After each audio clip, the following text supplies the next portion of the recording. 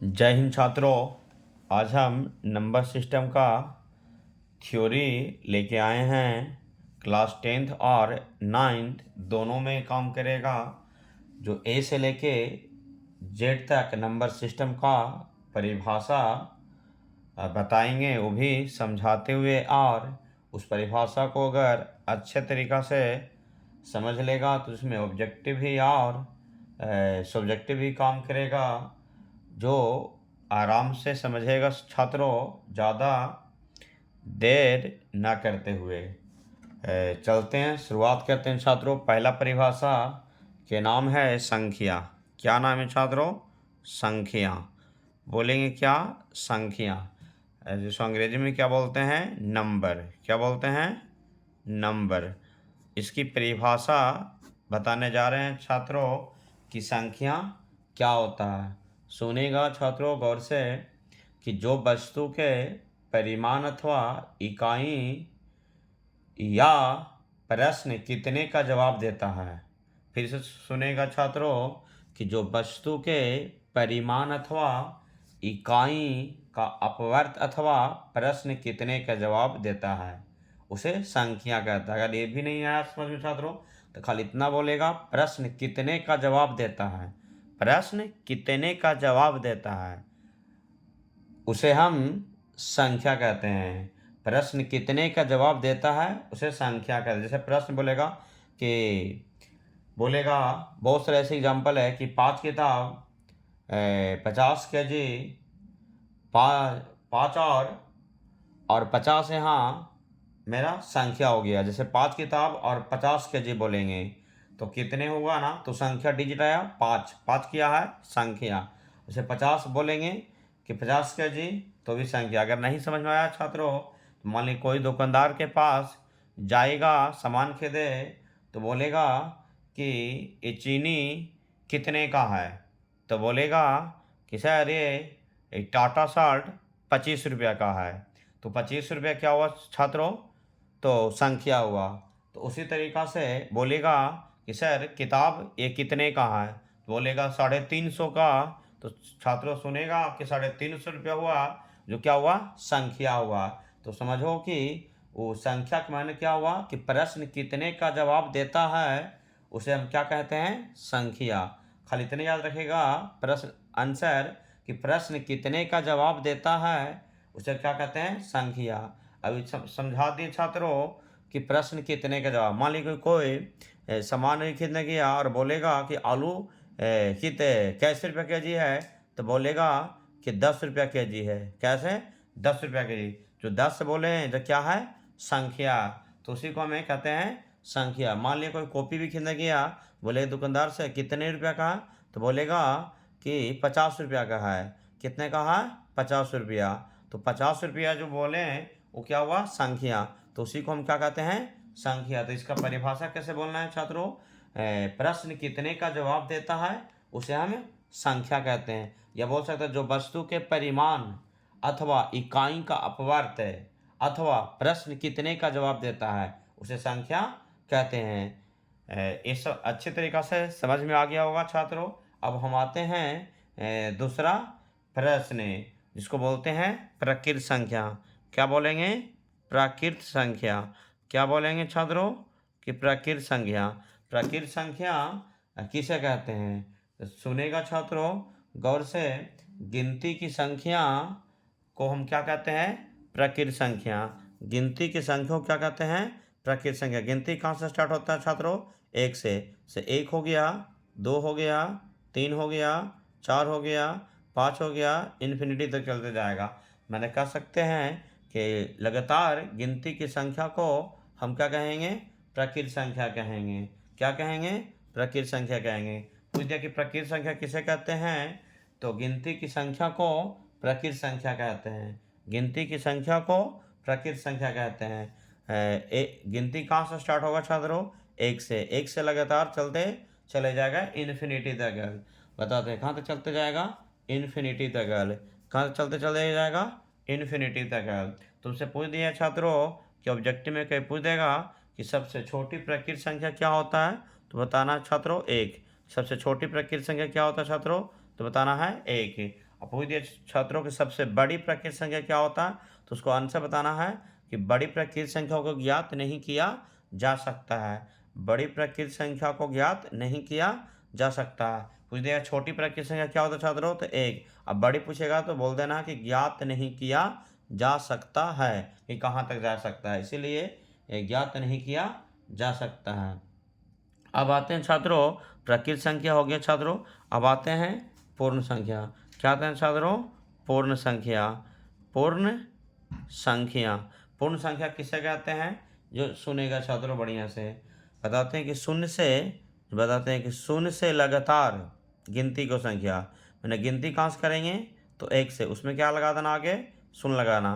तो शून्य से लगातार गिनती की संख्या को हम क्या कहेंगे, पूर्ण संख्या कहेंगे। शून्य से लगातार गिनती को संख्या को क्या कहेंगे, पूर्ण संख्या कहेंगे, याद रखेगा छात्रों। पूछ दिया कि पूर्ण संख्या किसे कहते हैं, तो बता देना है कि 0 से लगातार गिनती की संख्या को पूर्ण संख्या कहते हैं। या बता सकता है कि अगर पूछ दिया ऐसे मूल रूप से पूर्ण संख्या किसको कहते हैं, तो 0 को, किसको कहते हैं, 0 को। तो शून्य को क्या कहेंगे, पूर्ण संख्या। तो याद रखेगा छात्रों कि शून्य को हम परिमेय संख्या भी कह सकते हैं। शून्य को हम क्या कहेंगे, परिमेय संख्या भी कहेंगे। और शून्य हमारा क्या है, पूर्ण संख्या भी है। जैसे याद रखिएगा छात्रों कि शून्य को क्या कहेंगे, परिमेय संख्या भी, और शून्य को क्या कहेंगे, पूर्ण संख्या भी कहेंगे। तो याद रखिएगा परिभाषा कि 0 से लगातार गिनती की संख्या को पूर्ण संख्या कहते हैं। अब पूछ दिया कि सबसे छोटी पूर्ण संख्या, तो 0 बताएगा। सबसे छोटी पूर्ण संख्या 0 बता देगा। पूर्ण संख्या को W से सूचित किया जाता है, होल नंबर। किससे से, तो W से सूचित किया जाता है पूर्ण संख्या के छात्रों। तो ये भी समझ में आ गया होगा छात्रों। अब हम आते हैं सम संख्या। क्या आते हैं, सम संख्या। सम संख्या, सम संख्या किसे कहते हैं, तो सम संख्या सुनेगा छात्रों कि वैसी संख्या जो 2 से भाग देने पर उसका शेषफल 0 हो। क्या बोल रहे हैं छात्रों, सुनेगा कि वैसी संख्या जो 2 से भाग देने पर शेषफल 0 हो, उसे क्या कहते हैं, सम संख्या कहते हैं। जैसे मान लिया 2 है, हमें 4 से भाग दिए, तो 2 दूनी 4, कट गया, मेरा शेषफल क्या आ गया, 0। याद रखिएगा छात्रों कि 2 से भाग देने पर उसके शेषफल 0 अगर आ जाएगा तो हम समझेंगे क्या छात्रों, कुछ सम संख्या है। अगर 2 से भाग देंगे और शेषफल 1 आ जाएगा तो समझेंगे क्या छात्रों, विषम संख्या है। जैसे मान लिया जाए कि 2 है और 5 में भाग देंगे, तो क्या आएगा मेरा, 2 दूनी 4, 5 में 4 गया 1, जब 1 क्या आया, शेषफल आ गया। तो 5 मेरा कौन सी संख्या हो गया, मेरा ये विषम संख्या हो गया। क्या हो गया, विषम संख्या। तो पहले समझ जाओ छात्रों कि सम संख्या कहता है किसको। जैसे याद रखेगा कि वैसी संख्या जो 2 से भाग देने पर पूर्ण रूप से विभाजित हो जाएगा उसे हम क्या कहेंगे, सम संख्या कहेंगे। और वैसी संख्या जो 2 से भाग देने पर और पूर्ण रूप से विभाजित न होगा, इस प्रकार शेषफल 1 बच जाएगा, तो हम क्या कहेंगे, विषम संख्या कहेंगे। तो सम संख्या शुरुआत कहाँ से होता है छात्रों, तो 2 से। जैसे 2 हो गया, 4 हो गया, 6 हो गया, 8 हो गया, 10 हो गया, 12 हो गया, डॉट डॉट, माने कि 2 को ऐड करते चल जाना है। स्टार्टिंग कहाँ से होगा, 2 से। तो ये पूछ देगा कि सबसे छोटी सम संख्या क्या होता है, तो बताना है छात्रों 2। सबसे छोटी संख्या क्या होता है, तो 2। और सबसे बड़ी सम संख्या क्या होता है, तो बोल देना छात्रों कि ज्ञात नहीं किया जा सकता है। या पूछ देगा कि विषम संख्या किसे कहते हैं, पूछ देगा पूछा कि विषम संख्या किसे कहते हैं, विषम संख्या किसे कहते हैं, विषम संख्या किसे कहते हैं। तो बताना कि वैसी संख्या जो 2 से भाग देने पर पूर्ण रूप से विभाजित नहीं हो। जैसे 2 से भाग देने पर, या ऐसे बता सकता है कि 2 से भाग देने पर शेषफल 1 बच जाएगा। कैसे बताना है छात्रों कि 2 से भाग देने पर शेषफल 1 बच जाएगा। अगर 2 से भाग देने पर शेषफल अगर 1 बच जाएगा तो समझेंगे छात्रों क्या है, विषम संख्या है। सभी दिए हैं कि 2 दूनी 4, तो 5 में 4 गया 1, तो 1 आ गया ना, तो मेरा 5 क्या बन गया, विषम संख्या। विषम संख्या स्टार्ट कहाँ से होता है छात्रों, तो 1 से। तो सबसे छोटी विषम संख्या पूछ लेंगे तो क्या बताएगा, 1, 1 के बाद क्या हो जाएगा 3, 3 के बाद क्या हो जाएगा 5, 5 के बाद क्या हो जाएगा 7, 7 के बाद क्या होगा 9, 9 के बाद क्या होगा 11। ऐसे ही डॉट डॉट करके इन्फिनिटी तक चल जाएगा। तो तुमसे पूछेगा छात्रों कि सबसे छोटी विषम संख्या क्या होता है, तो 1 है। और सबसे बड़ी विषम संख्या तो बताना है छात्रों कि ज्ञात नहीं किया जा सकता है। फिर से एक बार परिभाषा सुन लेगा छात्रों कि वैसी संख्या जो 2 से भाग देने पर पूर्ण रूप से विभाजित न हो, पूर्ण रूप से विभाजित न हो, और शेषफल उसका कितना बच जाना चाहिए, 1 बच जाना चाहिए। 2 से भाग देंगे शेषफल 1 बच जाएगा, समझेंगे छात्रों विषम संख्या। 2 से भाग देंगे क्षेत्रफल भाग देने पर भागफल अगर 0 बच जाएगा छात्रों तो समझेंगे क्या कि सम संख्या है।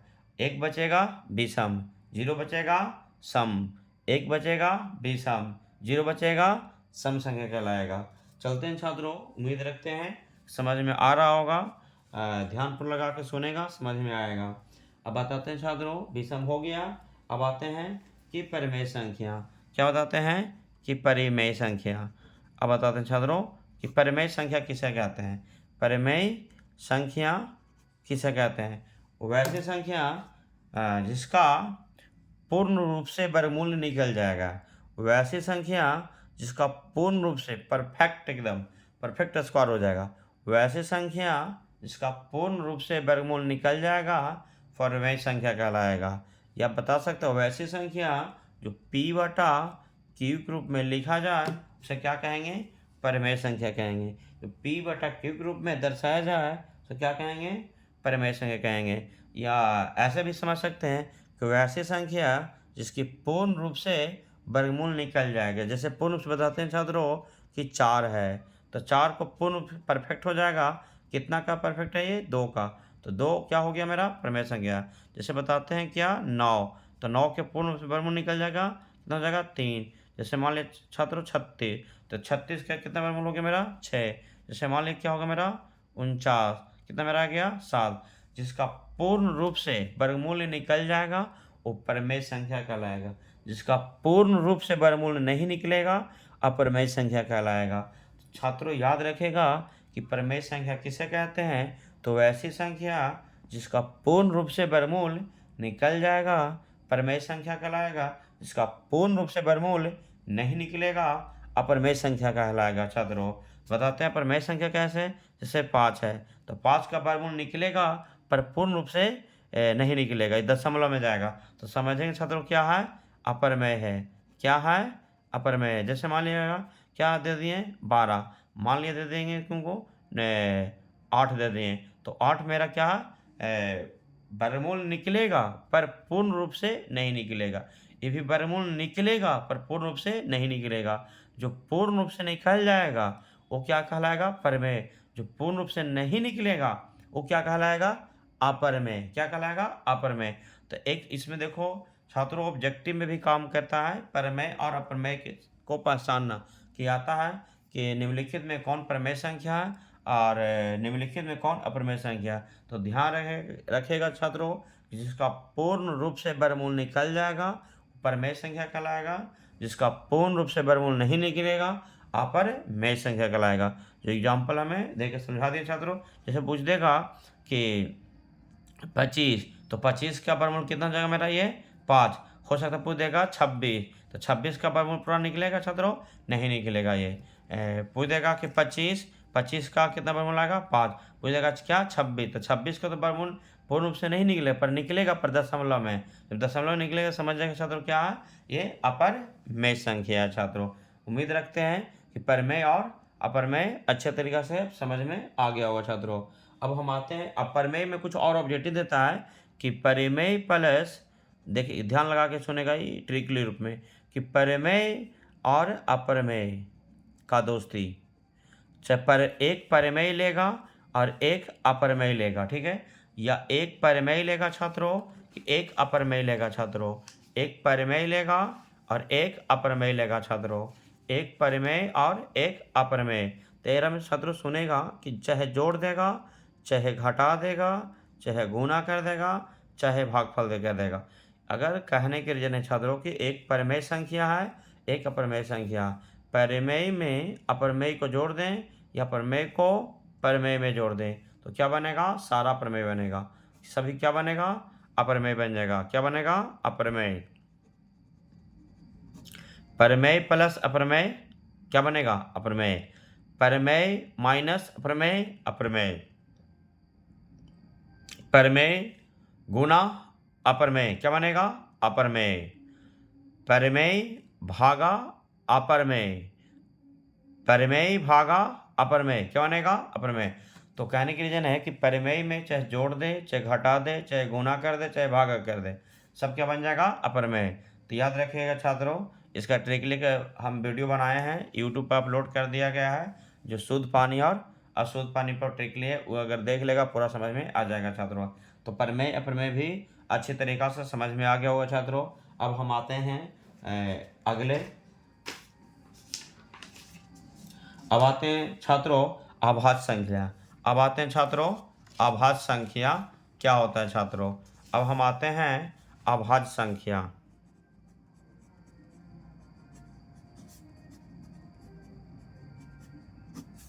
अब आते हैं अभाज्य संख्या प्राइम नंबर। अभाज्य संख्या प्राइम नंबर। अभाज्य संख्या किसे कहते हैं, जो सुनेगा छात्रों गौर करके, बहुत आसान है। वैसी संख्या, अभाज्य संख्या की परिभाषा सुनेगा छात्रों ध्यान लगा के, कि वैसी संख्या जो एक से कट जाए, सुनेगा बढ़िया से, जो एक से कट जाए और खुद से कट जाए। क्या बोल रहे हैं, एक से कट जाए और खुद से कट जाए, एक से कट जाए और खुद से कट जाए और कोई दूसरा डिजिट से ना कटे, कोई दूसरा डिजिट से ना कटे। सुनेगा, एक से कट जाए और खुद माने स्वयं से कट जाए और कोई दूसरा डिजिट से ना कटे, उसे हम क्या कहते हैं, अभाज्य संख्या कहते हैं। परिभाषा फिर से सुनेगा, याद रखेगा कि वैसी संख्या जो एक से कट जाए, एक से कट जाए और खुद से कट जाए, एक से कट जाए और खुद से कट जाए और कोई दूसरा से ना कटे, कोई दूसरा डिजिट से ना कटे, उसे क्या कहते हैं, अभाज्य संख्या कहते हैं। जैसे छात्रों एग्जाम्पल के तौर पर समझेगा, जैसे 2 लिए तो 2 ध्यान लगा के सुनेगा और देखेगा कि 2 है जो एक से कटेगा, 2 है जो छात्रों क्या एक से कटेगा और 2 ही से कटेगा, कोई दूसरा से नहीं कटेगा। तो समझिएगा 2 क्या है, अभाज्य संख्या। जैसे मान लिया 3 लिए तो 3 क्या है, ये एक से कटेगा, नहीं तो फिर 3 से कटेगा और कोई दूसरा से ना कटेगा। जैसे मान लिया हमें 6 ले लिए तो 6 है जो एक से भी कट जाएगा और 2 से भी कट जाएगा और ये 3 से भी कट जाएगा और ये 6 से कट जाएगा। तो वैसी ये क्या अभाज्य संख्या नहीं कहलाएगा। तो कहने की जन है जो एक से कटेगा, नहीं तो फिर खुद से कटेगा और नहीं तो कोई दूसरा से ना कटेगा।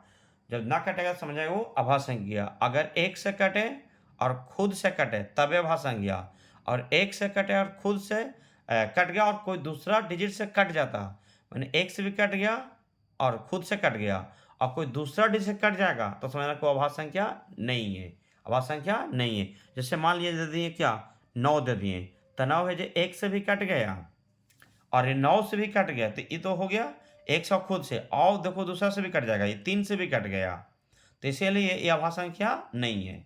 कि अभाज्य संख्या नहीं है, कटने के लिए अभाज्य संख्या कहता है कि एक से कटेगा, नहीं तो फिर खुद से कटेगा और कोई दूसरा डिजिट से ना कटेगा, तो समझिए क्या है, अभाज्य संख्या। तो जब अब मान लिया कोई दे देगा कि 8 दे दिया, जैसे 8 देगा तो एक से भी कट जा रहा है, ये 2 से भी कट जाएगा, 4 से भी कट जाएगा, खुद से कट जाएगा, तो समझिएगा कि ये अभाज्य संख्या नहीं है। मान लीजिए जैसे मान लीजिए दे दिए 15 दे दिए, तो 15 विषम संख्या, लेकिन ये 1 से भी कट जाएगा, ये 3 से भी कट जाएगा, ये 5 से भी कट जाएगा और 15 से भी कट जाएगा, तो समझ जाएगा कि अभाज्य संख्या नहीं है। अभाज्य संख्या मान लो कि 2 हो गया, 3 हो गया, 5 हो गया, 7 हो गया, 7 के बाद सीधे 11 हो जाएगा। ये देखो ये 1 2 से कटेगा और 1 से कटेगा, 3 है जो 1 से कटेगा खुद से कटेगा, 1 से कटेगा खुद से कटेगा, एक से कटेगा, खुद से कटेगा, एक से कटेगा, खुद से कटेगा। जब एक से कटेगा, खुद से कटेगा, कोई दूसरा से न कटेगा, समझेंगे वो अभाज्य संख्या कहलाएगा। उम्मीद रखते हैं छात्रों कि अभाज्य संख्या समझ में परिभाषा आ गया होगा, एग्जाम्पल भी समझ में आया। पूछ देगा ऑब्जेक्टिव में कि सबसे छोटी अभाज्य संख्या क्या है, तो बताना है छात्रों 2। सबसे छोटी अभाज्य संख्या क्या है छात्रों? 2। पूछ दिया सबसे छोटी सम अभाज्य, तो पूरी अभाज्य संख्या में सम सिर्फ यही 2 होता, और कोई होता नहीं है। तो चाहे छोटी बोले या सम खाली बोले, तो याद रखिएगा छात्रों कि सबसे छोटी अभाज्य संख्या तो 2 होता है, और सबसे छोटी सम अभाज्य तो ये 2 ही होता है। तो याद रखिएगा छात्रों, तो ये समझ में आ गया। अब बोलेगा बड़ी अभाज्य संख्या, तो बोलना है ज्ञात नहीं किया जा सकता। क्या बोलना है? कि ज्ञात नहीं किया जा सकता है छात्रों। तो अभाज्य संख्या भी हो गया छात्रों, याद रखिएगा। अब बताते हैं कि सह अभाज्य संख्या। क्या बताते हैं? कि सह अभाज्य संख्या, सह अभाज्य संख्या। तो सह अभाज्य संख्या ऐसी वैसी 2 या 2 से अधिक संख्याएं जिनका उभयनिष्ठ अपवर्तक केवल 1 हो, यानी महत्तम समवर्तक 1 हो। ऐसी 2 अभाज्य संख्याओं लेना है जिसकी महत्तम समवर्तक 1 हो। महत्तम समवर्तक 1 हो। जैसे अभाज्य संख्या ले लिए छात्रों, जैसे मान लिया जाए कि 5 भी अभाज्य संख्या है और 7 भी है। क्या है? 5 भी और एक 7 भी है। तो वैसे में जिसका मासा 1 हो, तो शॉर्टकट में बता सकता है कि अभाज्य संख्या किसको कहते हैं? जिसका महत्तम 1 हो, जिसकी मासा 1 हो, उसका क्या कहते हैं? अभाज्य संख्या कहते हैं। ये 2 या 2 से अधिक संख्या रखना है, 2 या 2 से अधिक संख्या लेना है। ये 2 है संख्या में लिए, और 2 में इसकी मासा 1 हो, जिसकी मासा 1 निकल जाएगा, वो समझ जाएंगे क्या? उससे अभाज्य संख्या है। जैसे 7 है, तो 7 में हम 5 से भागा देंगे, तो एक मरतबे अब 7 में 5 गया छात्रों 2, 5, तो 2 2 नहीं 4, 5 में 4 गया 1। अब यहाँ लगाएंगे 2, 1 का पड़ जाएगा 2, कट गया। मासा कितना है? 1। तो वैसी 2 संख्या लेना है छात्रों, वैसी 2 संख्या लेना है छात्रों जिसकी मासा 1 निकलना चाहिए, जिसकी मासा 1 आना चाहिए, उसे क्या कहेंगे? सहअभाज्य संख्या। ऐसी 2 संख्या लेना है छात्रों जिसकी मासा 1 आ जाएगा, वो क्या कहलाएगा? सहअभाज्य संख्या कहलाएगा। क्या कहलाएगा? सहअभाज्य संख्या कहलाएगा। समझ में आ गया छात्रों। अब हम आते हैं, अब आते हैं हमें द्वितीय अभाज्य। क्या आएंगे? द्वितीय अभाज्य संख्या। द्वितीय अभाज्य, ध्यान लगा के सुनेगा। द्वितीय अभाज्य, द्वितीय अभाज्य संख्या। द्वितीय अभाज्य संख्या किसे कहते हैं? द्वितीय अभाज्य संख्या को हम बोलते हैं जुड़वा अभाज्य संख्या। क्या बोलते हैं? जुड़वा अभाज्य संख्या। क्या बोलते हैं? जुड़वा, जुड़वा अभाज्य संख्या। जुड़वा अभाज्य संख्या। जुड़वा अभाज्य संख्या किसे कहते हैं? तो बताना चाहते रहो कि अभाज्य संख्याओं को वैसा जोड़ा, अभाज्य संख्याओं का वैसा जोड़ा जिनके बीच का अंतर 2 हो। फिर से सुनिएगा, अभाज्य संख्याओं का वैसा जोड़ा जिनके बीच का अंतर 2 हो, उसे हमें उसे द्वितीय अभाज्य संख्या कहते हैं। नहीं समझ में आया छात्रों? एग्जाम्पल देखो, ऐसी 2 अभाज्य संख्या लेना है जिनके बीच का अंतर 2 होना चाहिए। देखो 3 और 5 ले लिए, तो दोनों क्या है? अभाज्य है। ऐसा दो अभाज्य संख्या लेना है, ऐसा 2 अभाज्य संख्या लेना है जिनके बीच का अंतर कितना होना चाहिए? 2 होना चाहिए, उसे क्या कहेंगे? द्वितीय अभाज्य संख्या, नहीं तो हम बोलेंगे जुड़वा अभाज्य संख्या कहते हैं। जैसे और क्या होगा मेरा? 5 और 7।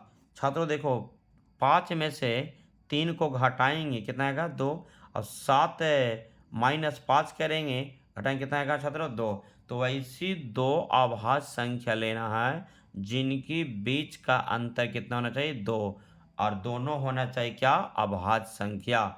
जिनके बीच का अंतर 2 हो, उसे क्या कहते हैं? द्वितीय अभाज्य संख्या, नहीं तो कहेंगे जुड़वा अभाज्य संख्या कहते हैं। तो समझ में आ गया हो छात्रों कि द्वितीय अभाज्य संख्या, जुड़वा अभाज्य संख्या किसे कहते हैं? एक द्वितीय अभाज्य संख्या बोलो या जुड़वा अभाज्य संख्या बोलो, दोनों एक ही होता है।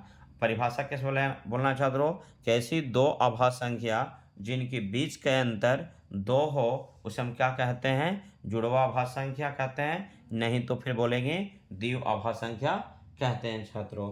अब देखो वास्तविक संख्या क्या है छात्रों, वास्तविक संख्या, वास्तविक लिखेंगे वास्तविक,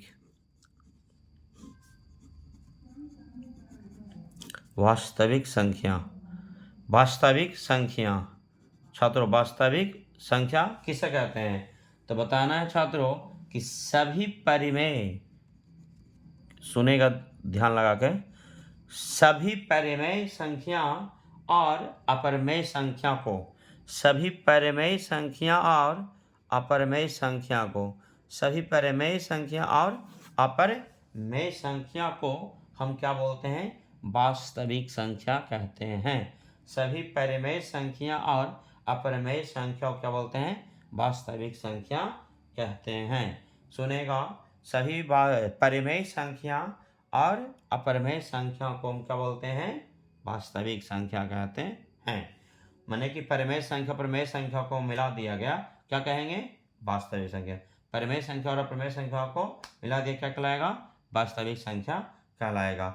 जैसे 1 2 3 हो गया, √2 हो गया, √3 भी हो गया, माने कि परिमेय भी मिला दिया, अपरिमेय भी मिला दिया, तो परिमेय और अपरिमेय मिल जाने से क्या बन गया, हुए वास्तविक संख्या बन गया। अब एक संख्या और बच गया छात्रों, भाज्य संख्या। क्या बच गया छात्रों, भाज्य संख्या। क्या बच गया, ये भाज्य संख्या किसे कहते हैं, तो भाज्य संख्या किसे कहते हैं, सुनेगा, वह संख्या जिनके 2 या 2 से अधिक अपवर्तक हो, माने गुणनखंड को फैक्टर हो, टूटेगा, वह संख्या जिसका 2 से अधिक अपवर्तक हो भाज्य संख्या कहलाता है, भाज्य संख्या कहलाता है। जैसे छात्रों फिर से परिभाषा सुन लेगा, वह संख्या जिनका 2 से अधिक अपवर्तक हो भाज्य संख्या कहलाता है। नहीं समझ में आया छात्रों, देखो एग्जाम्पल पूछ दिया, स्टार्टिंग कहाँ से होता है, 4 4 के बाद कौन जाएगा, 6 6 क्या आएगा मेरा, 8 8 क्या आएगा, 9, मैंने 2 से अधिक गुणनखंड टूट जाएगा। ठीक है, जैसा छात्रों ये 4 है ना, 1 गुना भी हम 4 कर सकते हैं, 2 गुना भी 2 कर सकते हैं, और इसका 4 गुना भी कर सकते हैं। 1 गुना भी 4, 2 दूनी 4, 4 गुना है। अभी 6 के ला सकते हैं कि 1 गुना भी 6, 6 गुना भी 1, 2 गुना 3, 3 गुना 2, मैंने कहने की जगह उसका गुणनखंड टूट जाना चाहिए 2 या 2 से अधिक में। वह संख्या जिसका 2 से अधिक अपवर्तक हो और भाज्य संख्या कहलाता है। सबसे छोटी भाज्य संख्या 4, बड़ी ज्ञात नहीं किया जा सकता है छात्रों, बड़ी ज्ञात नहीं किया जा सकता है छात्रों। हो सकता है कि पूर्णांक पूछ देगा, क्या पूछ देगा कि पूर्णांक संख्या किसे कहते हैं, तो याद रखें छात्रों कि पूर्णांक संख्या किसे कहते हैं, बताना कि -4 -3 -2 -1 0 1 2 3 4 4 ... को हम क्या कहते हैं, पूर्णांक कहते हैं। इसी को क्या बोलेंगे छात्रों, पूर्णांक। -4 -3 -2 -1 0 1 2 3 4 ... को हम क्या कहेंगे, पूर्णांक कहते हैं। क्या कहते हैं, पूर्णांक कहते हैं, याद रखेगा छात्रों। अब हमें पूरी परिभाषा का पूरा के पूरा छात्रों हम समझा दिए छात्रों। अगर अच्छा लगेगा छात्रों तो फिर कमेंट करेगा, तो हमें अगला वीडियो थ्योरी पर हमें लेक्चर नंबर 2 लेके आएंगे छात्रों, और हमें यहीं पर अपनी लेक्चर को समाप्त करते हैं छात्रों। और उम्मीद रखते हैं कि अगर एक बार में नहीं समझ आया तो 2 बार में हम ज़्यादा बोल के समझाएं, लिखने की काम बहुत कम किए छात्रों। अगर मेरा आवाज़ को अगर सही तरीक़ा से सुनेगा और समझेगा तो उम्मीद रखते हैं कि परिभाषा समझ में आ गया होगा। थोड़ा सा 1 से 2 बार अपने खुद से प्रैक्टिस कर लेगा तो परिभाषा समझ में आ जाएगा छात्रों। तो जय हिंद छात्रों।